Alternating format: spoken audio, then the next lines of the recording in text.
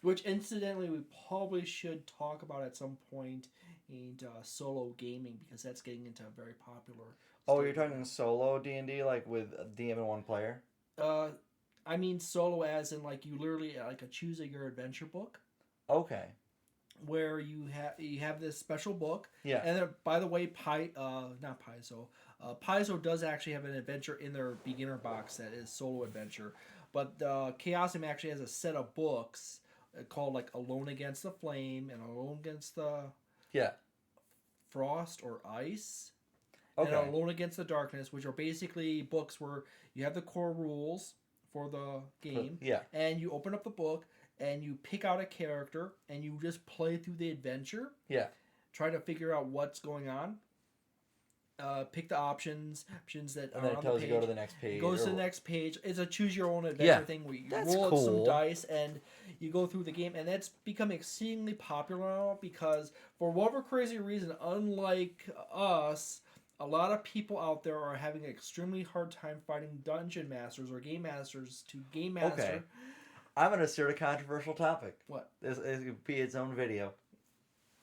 This tangents off of what you're talking about. Right off the solo gaming and a hard time Yeah, finding game yeah, masters? yeah. We still got the other thing to get to, but yeah. So this builds off of solo gaming and hard time finding dungeon Mm-hmm. masters. Controversial topic. I'm generally against it for reference, but I believe Wizards of the Coast pitched it, which is AI dungeon masters. They pitched having basically the players would go and just throw their messages out to the AI, which would respond back as the dungeon master, Mm-hmm. and the AI would DM the game, right? Which there's also then people doing that as solo with the AI as well. Yeah. From what I know of the Wizards of the Coast thing, for the past few years, Wizards of the Coast has vehemently denied interest in using AI for stuff. Okay. However, the guy that actually matters, Chris Cox, who is the CEO of Hasbro, which is the company that owns Wizards of the Coast, Yep. says we are using AI Yep. and we're using AI to basically research our stuff. So hypothetically, And we're already using it. are you okay with with that concept of them trying to let's start with the concept if they try to sell that. Sell an AI dungeon master. Yeah, if they try to sell an AI dungeon master. Well, you know me, I'm in that territory of people who's like, I really don't want to be the person that says no to AI dungeon masters, Mm-hmm. simply just because someone out there, they might live in Alaska by themselves, or they might Canada or some far off island or something like that. They might not be able to find a group Yeah. to play with or a dungeon master, and they're not in our particular special spot where we have like literally half the dungeon masters in the world in our Yeah. groups. In our group. But anyways, and they simply really want to play, but they don't want to play a solo game like I said out of a book or something like that, Or with a solo DMA. or a one-on-one session with like find some dungeon master that's willing to run a game just for them for like what $25 to $50. Something like that. I think that's the prices I've seen so far for Yeah, a session. it's expensive. So I'm on the same page of if the person is willing to pay for it in that scenario, Mm-hmm. I think that the idea is generally okay in that format. If the person is willing to go and do it and they want to experience D&D in that way and that's how they're going to find some form of entertainment, that's generally okay. Yeah. Uh The problem is, so one second, I'm going to build off of this. So continuing the topic of AI into D&D. I think that that is a very, very touchy subject when it should come to a DM, right? yeah. For example, if a DM were like literally doing their entire campaign Here, I'll do the most extreme option. If a DM were literally just putting everything that the players do into ChatGPT and then copying and pasting, just speaking out his responses, that would be bad. You do realize that I roam the internet and I literally come across people who admit that they do that. That's bad. At least in my opinion. I have my own take. That's bad, right? But I do recognize that it can be a good tool. Example. Let's say that I need a table. I'm going to build a fishing table. I think I did this before. I need a fishing table that I need things on there like seaweed and old boots that are waterlogged and old fishing line that they could catch. And I need things. You missed the opportunity to have a box of boots. A box of boots. But if I need to generate this thing and I need like a bunch of different tables for things, yeah, I could do that. And it'll take me a little bit, but it isn't hurting anyone to just say, hey, make me this table real quick. And it's not degrading the game or taking away from the story aspect because it's being made by AI or whatever. It's just like a table, right? I want a D100 fishing table. D100 fishing table? Okay, got you. No. D100 I'm sure we could though.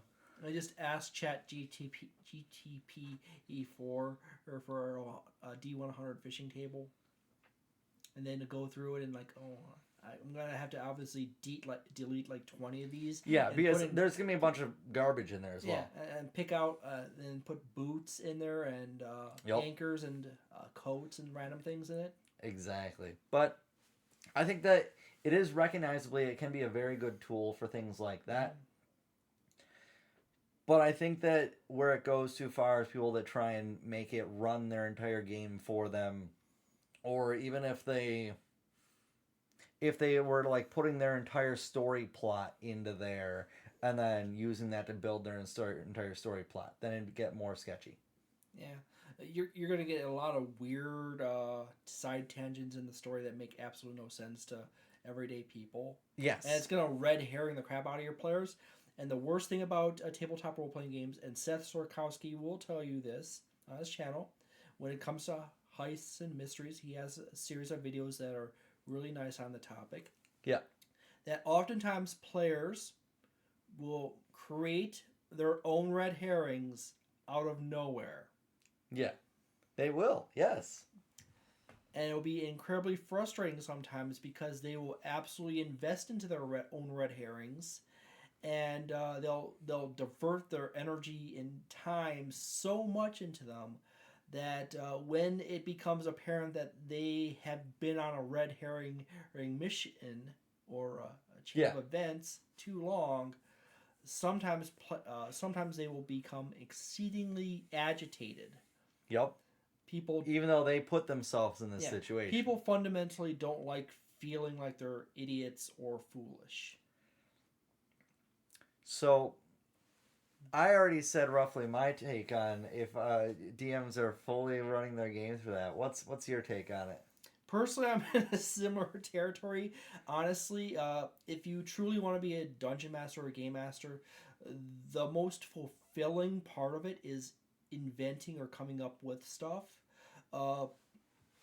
either on the fly or before games. It's really important to have that personal touch to it. However, I do see that yes, you can go ahead and use AI for the process of making really mundane things like a D100 list for herbs in the woods, or a D100 list is for herbs for fish in the sea or something like that. My group is going into this mining tunnel, and they've started asking every single person along the way what their name is. There's hundreds of miners in here. Can you please give me hundreds of names for miners? Yeah. Yeah. All right. ChatGPT, you're fine. You can do that. Yeah, that's a good one. Yeah. The really simple but also really time consuming, just making lists on the fly. That's a solid use. People who make just ask ChatGPT GPT or any other AI to just make literally their entire campaign. That is, that's fairly regrettable. They're probably going to run into a lot of situations where there's going to be a lot of nonsense stuff that's just going to happen, and their players might get really frustrated. The thing that might actually really bother me, though, that last part was like, it's like you're going to create headaches for yourself and might upset your players. But the thing that would probably really agitate me is if, like, Wizard of the Coast went and decided to make an authentic Gary Gygax.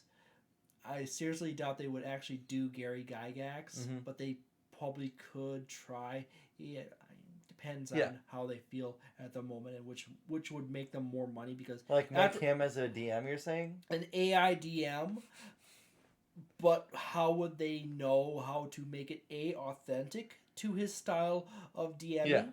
And B, should you ever even try to make a clone AI DM of an actual person that has existed at any point in the history of the game? Yeah, I think that's a really touchy subject. No, I don't think you should generally try to do that. No. But that being said, I do know that AI you can like tell it to pretend to be this person or whatever, right? And it'll try and generally imitate how that person would respond. Yeah. But it would have to be like a notable person, like person with a lot of writing, like Obama or Donald Trump or someone like that. Someone who's like so big that it does have so many. Funny enough, there is a YouTube channel that basically has AI versions of the presidents playing D&D. Oh yeah, I think I've seen the clips of that. Yeah. I thought that was a good little tangent. Yeah, that was a good little tangent to go off into. All right. So I think we're both roughly on the same page of it's a difficult thing to approach. I'm not against DMs using it as tools, as I'm okay with it being used as a tool for solving the mundane, but it shouldn't take up the creativity. Mm-hmm. I think that's where it settles for me, is it shouldn't take up the creativity of the game. And I concur, but I also recognize is that they probably really shouldn't also make AI clones of people. Yes. All right. It's an authenticity problem, and also a fact of you might also just be. It's a double authenticity problem. As in, like, are you authentic to the actual person, but at the same time, you might also be damaging to that person because you might put stuff in there that is not in line with what they actually then that do. Disparages the people's opinion because it's like, oh, why is Gary Gygax telling me to go fuck myself in this game? Yeah, and that's concerning because little kids have a hard time sorting out information at being true or false. Same for old people. Same for old people too. Yes.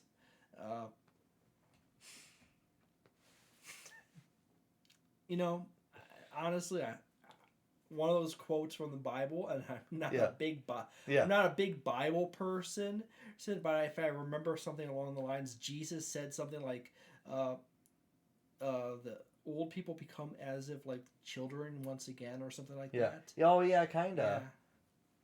So life is an interesting cycle in itself. So that was a bonus one. Yeah, bonus topic.